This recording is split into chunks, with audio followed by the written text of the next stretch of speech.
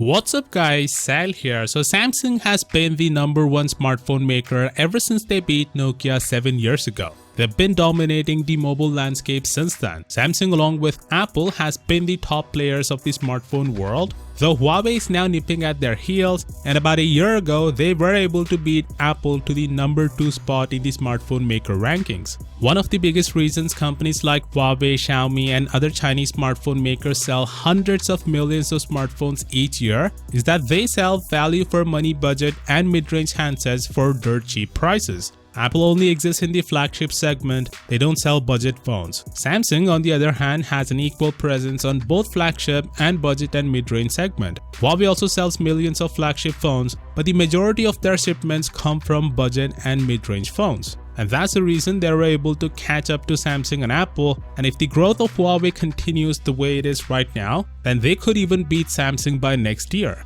So if Samsung wants to keep their #1 spot, then they need to focus more on the budget and mid-range phones, which they're already doing. They rebranded the Galaxy A and M series of phones that offers value for money handsets. But still, Samsung isn't able to match the prices that Huawei and Xiaomi are able to do for about the same specs. Samsung's budget and mid-range phones are still a little more expensive compared to the competition. The biggest reasons why Huawei and Xiaomi were able to price their phones dirt cheap is that they don't produce these phones in-house. They outsource it from another company. These companies are called ODMs, Regional Design Manufacturers. Wingtech is the biggest ODM company in China. They make smartphones for Huawei, Xiaomi, Oppo and other Chinese makers, giving them the economies of scale to keep costs down and produce new budget phones quickly. So in order to compete with these Chinese companies, Samsung has decided to move the production of some Galaxy A and M models to Wingtech.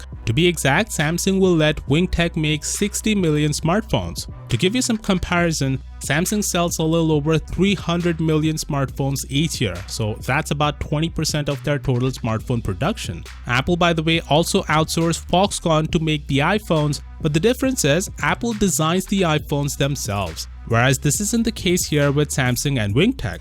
Wingtech will design and produce these 60 million phones. Samsung of course will make sure the phones meet their standards. This, by the way, is good news and bad news at the same time. Good news because this will mean the prices of the Galaxy A and M series of phones will go down and they will be more affordable just like the phones of other Chinese phone makers. Bad because Samsung will not produce these 60 million phones. So the quality that Samsung is known for may not be there with the new phones. There's always a quality control issue when you let some other companies make phones for you. But it is something that Samsung has little to no choice but to follow rivals and use Chinese ODMs to shave costs. There's little to no money for companies in budget and mid-range phone segment, and business-wise it only makes sense for Samsung to let Wingtech make these phones for them. By the way, Samsung will still make their expensive phones in-house, so you'll get the same Samsung experience that you're used to over the years. That being said, let me know what you think about this. Is letting Wingtech make phones for Samsung a good idea? Let me know down in the comments, and as always, I'll see you all tomorrow.